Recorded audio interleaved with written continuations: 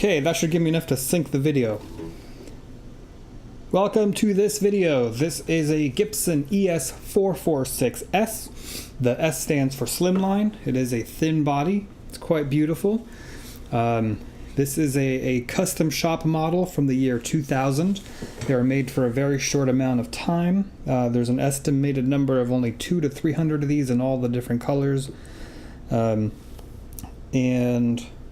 let's talk about, so if I'm going to talk in the beginning of the video, and then if you just want sounds, scroll forward and I'm going to go through all the different sounds, both not plugged in and then plugged in into a Vox AC30.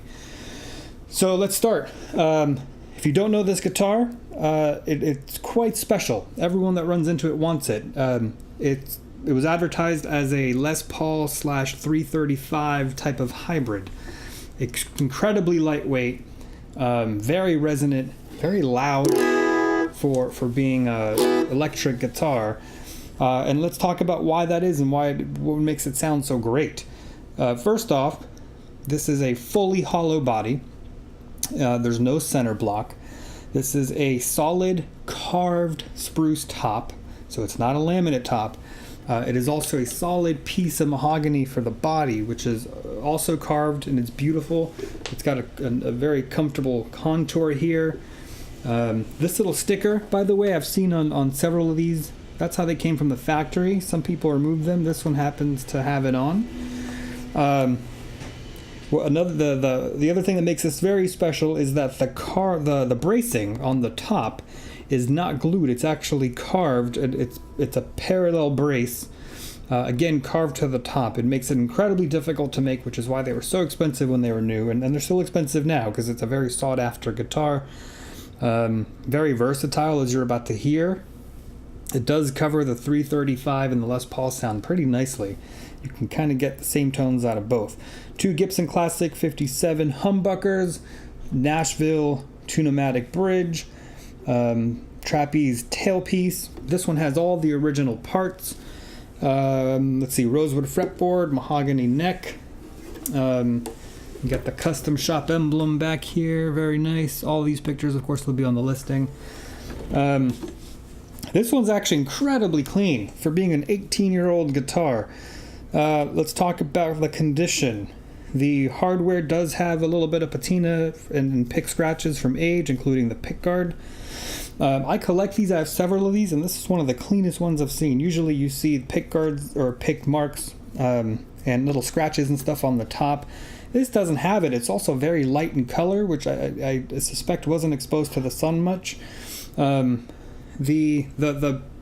biggest concern with this for me that I would want to know as a buyer is the fretwear. This one does have pretty significant fretwear, particularly on the B and G strings.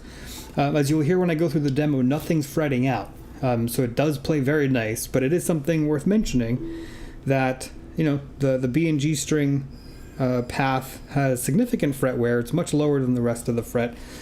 But in my opinion, it doesn't need a fret dressing right away or planing or anything, because it does play great as is. In the long run, you know, you may have to do some fret work. That's the nature of this stuff. The other thing I'll mention is the nut. I have 11 gauge flat wound strings on here, Diodera chromes. The nut seems to have been cut for 10 gauge strings, so the nut slots are a little smaller for these strings. It still plays and sounds and tunes great, but if you wanted like thicker strings, you may want to open up the slots. I'm not going to do that. I'll let whoever ends up with the guitar decide if they want to do that or not. The other thing that is interesting is that it does have what looks like a little bit of a glue runoff. This is underneath the finish. This picture will be on the listing. It's not bad at all. You can't even feel it, but you can see it. You know, it has like this little cloudy brown thing there. Not a huge deal, but it is. You're supposed to mention it because it does look different. So now let's get to some sounds. First, let's hear it just unplugged. It's very resonant.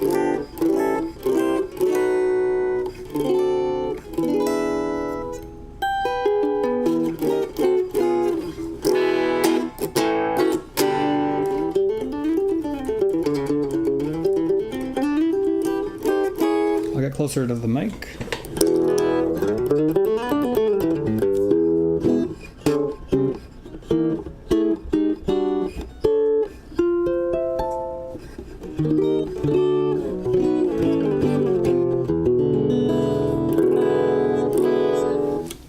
Alright, now we're ready for some electric sounds. So I'm going to shut the mic off and you'll see me go through the controls, so pay attention.